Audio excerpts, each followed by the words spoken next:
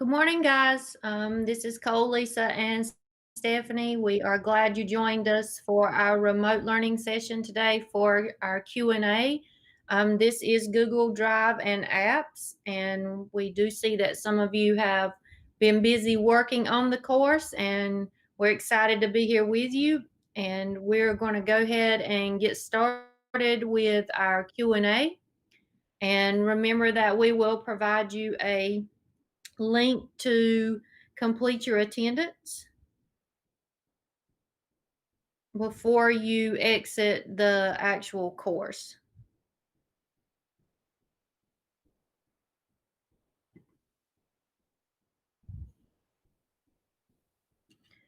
So do we have any questions related to Google Drive and apps?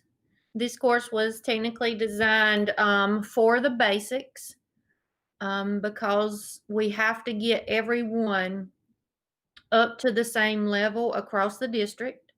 And just like with diverse learners in your class, we also have diverse learners across the district.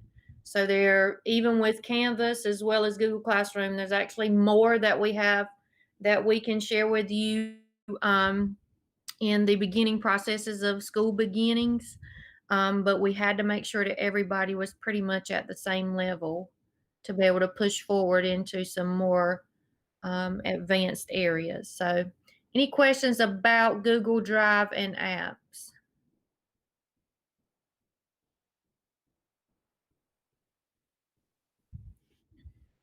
A lot of the modules that we have for Google Drive and apps actually are links. And the reason why they are links is because we felt like that you would need this course as you begin designing your Google Classrooms as well as your Canvas courses, and you'll be able to refer back to them. And plus, they are live links, which means as things begin to change on Google's site as well as the Canvas site, you'll be able to actually go in and see the most updated versions of it.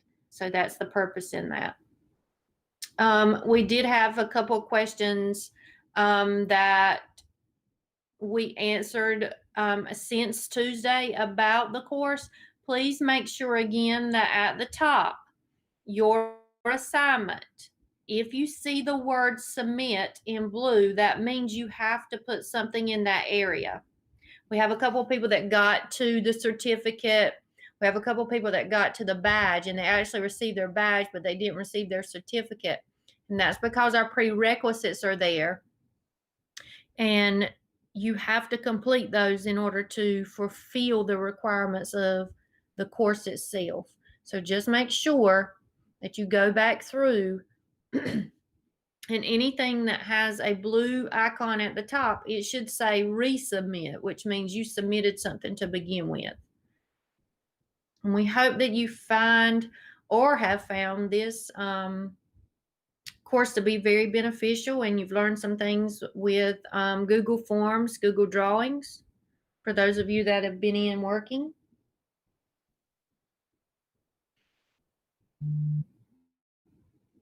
Anybody have any questions? Cole, Lisa, do you want to say anything? Really don't want to keep them too long if there's nothing that they have. So inside your Google Drive and apps, we wanted to give you a really good handle on a lot of the components that we've seen over the years that are utilized inside the classroom.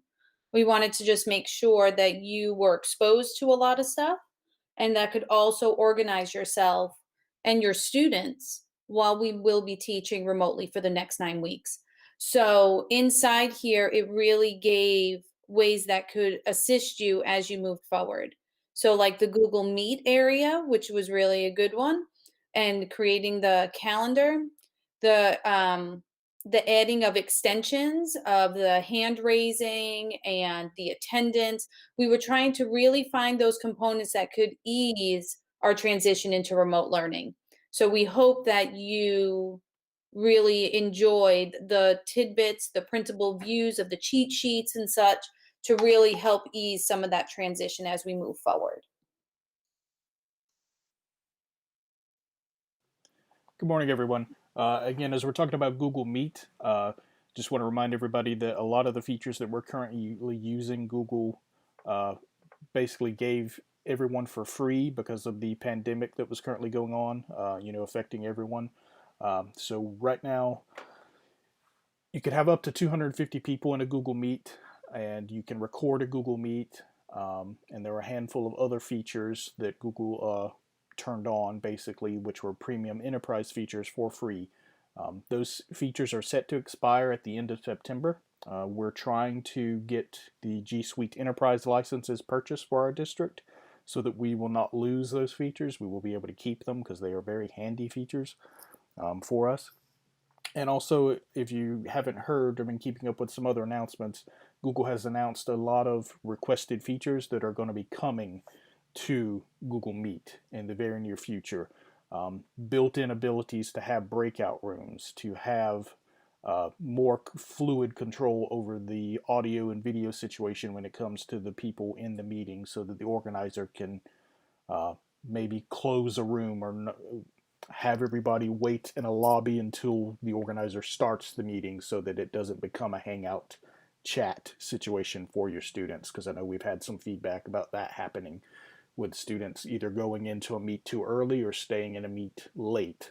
Uh, these new features will allow you to control that. So basically, if the organizer is not in the room to run the meeting, then no one can do anything. They just sit kind of in a waiting area, which will be great.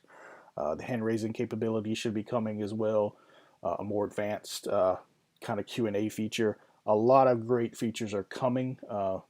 The pandemic kind of changed the world really, and Google is adapting very quickly to that, to how that works with education. So we've shared a lot of great information with you guys. I just realized some of that will be changing, but it's all changing for the better, and it's just going to be more easier and more built in the future. And please be on the lookout and tell your colleagues that there are other things that we're going to add along the way.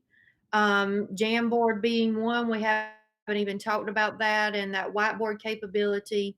Whiteboard Fi, which actually gives real time for them the capability of being able to connect in Google Meet, and you see that in real time, and some of the other extensions.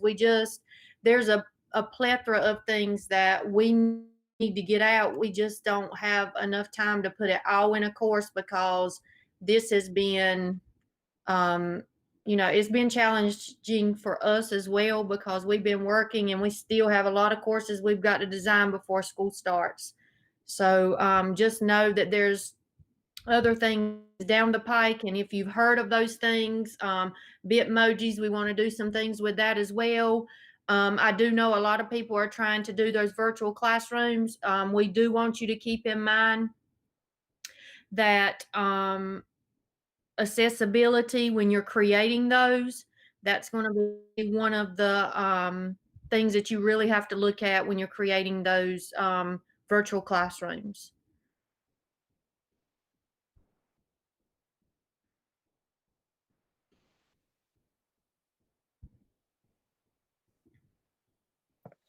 Are there any other questions or concerns, or you are very welcome, everybody. We are here for you. Digital Teaching and Learning Team is always here to help. We are only an email away, a phone call away, a text, a social media, anything away. We really truly strive to make it where it's easier transitions for students, parents, teachers, as we keep moving in through COVID season, hurricane season, etc.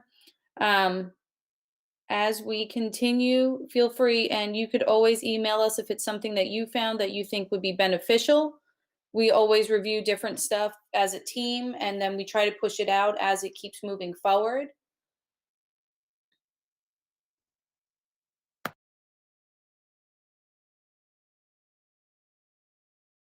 Cole, can you talk about web pages again? Teacher web pages?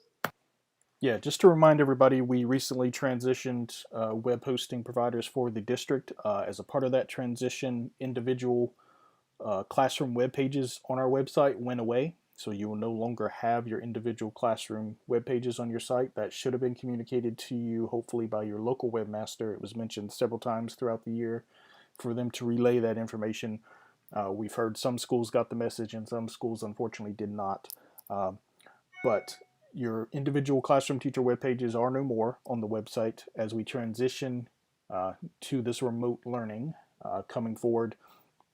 The way you're going to interact with your students and teachers when it comes to your classroom, a digital classroom, basically is going to be through the learning management systems. You're going to use Canvas or you're going to use Google Classroom.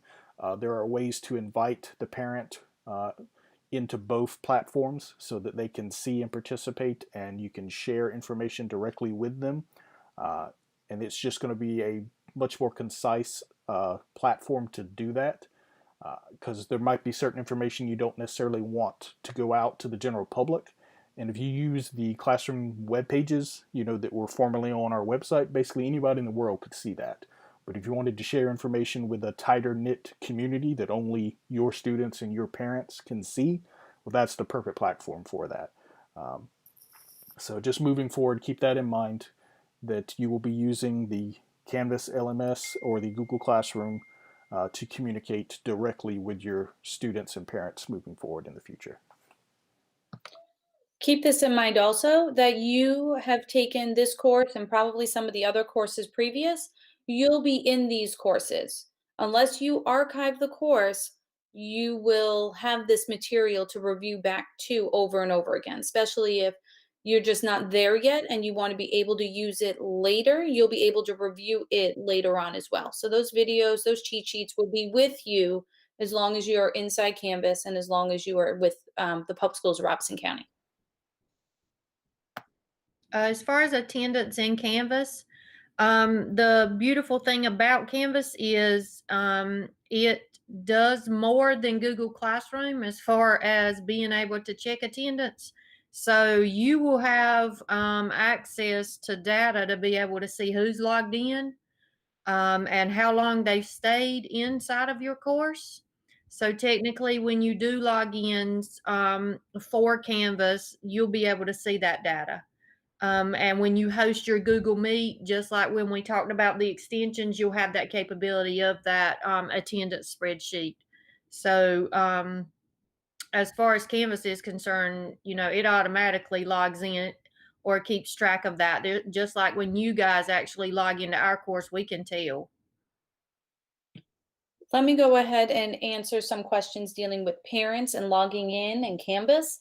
We are covering some of those tools in the communication tools. So if any of you want to still add yourselves to the communication tools course, there will be another week left in that course. So please make sure you email me, Cole, or Stephanie.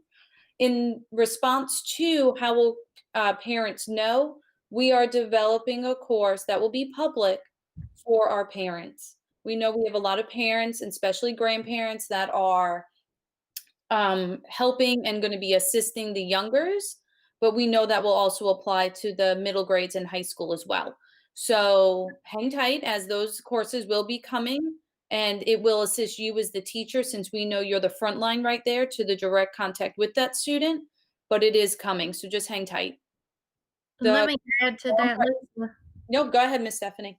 Um, for your colleagues, because I do see several people since the board meeting start sharing for student overview of Canvas, as well as how the parents can actually see Canvas and things like that. Do tell your colleagues that the district is going to have a specific platform or videos actually for our parents and our students. And some of it may be the same because we'll use some of the Canvas stuff. But as far as the beginning parts of logging in, we're going to actually record those things.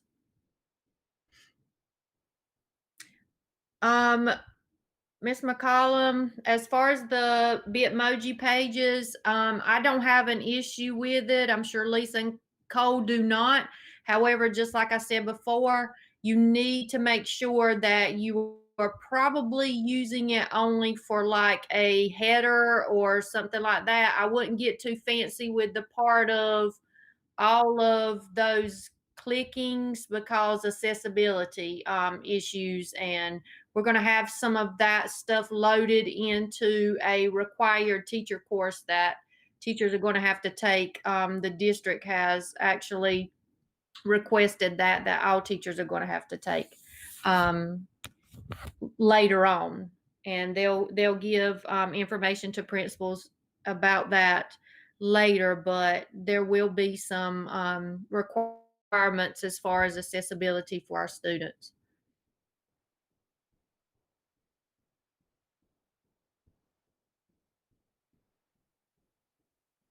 Um, if you took the beginner course, the advanced course was only offered one time because we didn't feel like a lot of people would sign up for that in the beginning. It will be offered again in the fall though.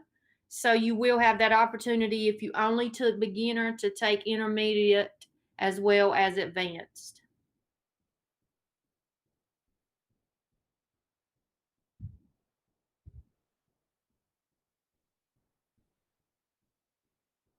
Any more questions?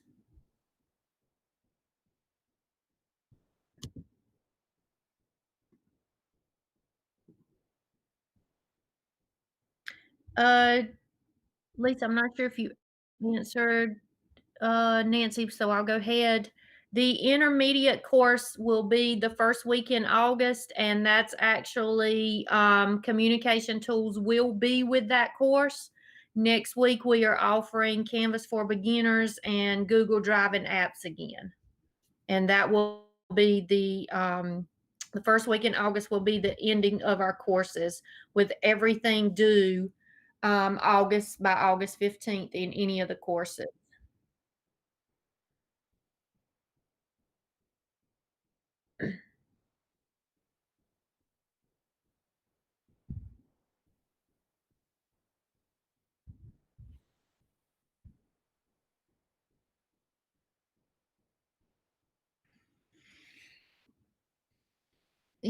Miss Nancy, yes, your work will be graded.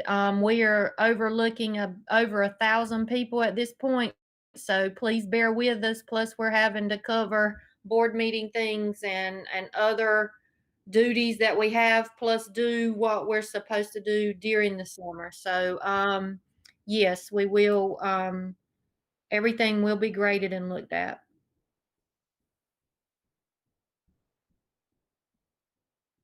And yes, you can do multiple classes at the same time because remember, this is just your opportunity to join the class, have the orientation, have the Q&A, but you are working at a self pace. So you have until August the 15th if you signed up for all 6 of the courses. You just have to have the coursework done in order to get your credit for the course.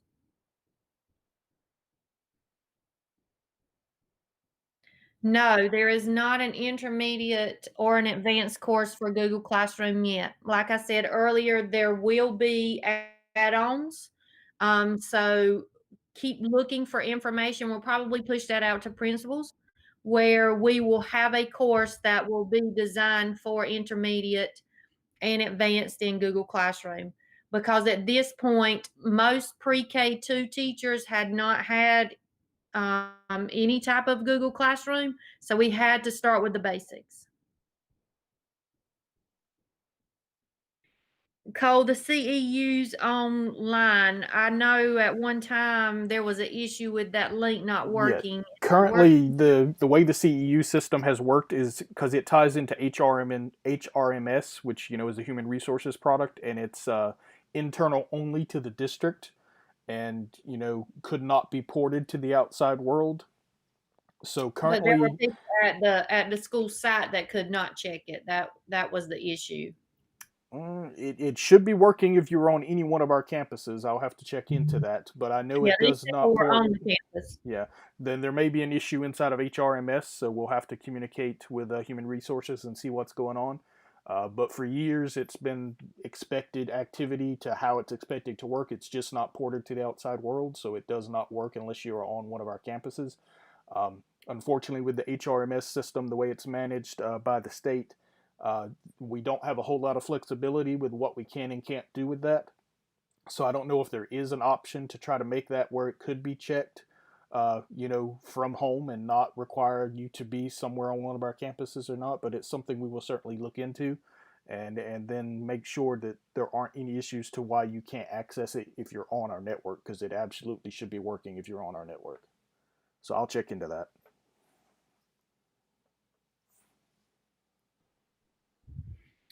Are there any other questions? We don't want to disappear without making sure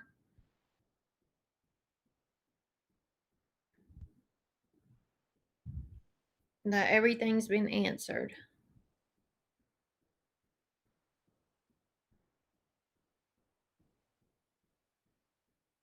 We really appreciate everything that you guys have done on your end as far as um, actually going in, completing your coursework, attending the orientations, attending the Q&As, providing us feedback so we can learn as well.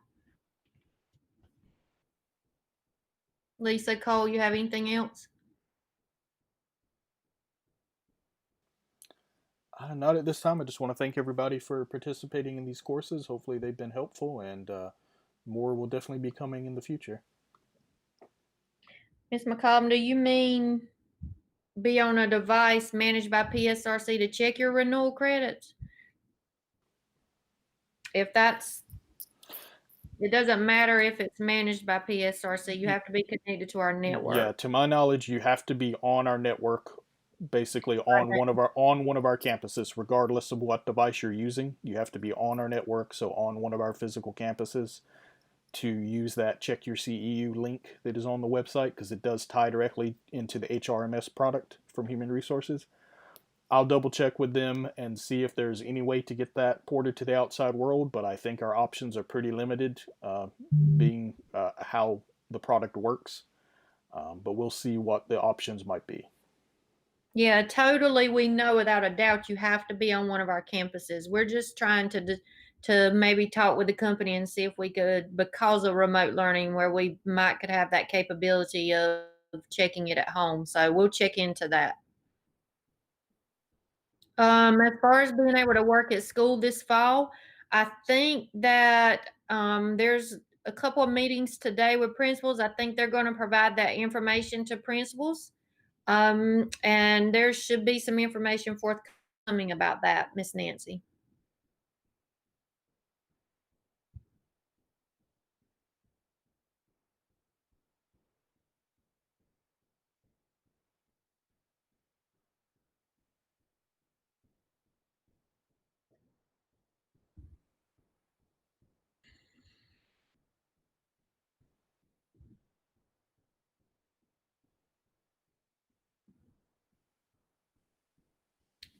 Okay.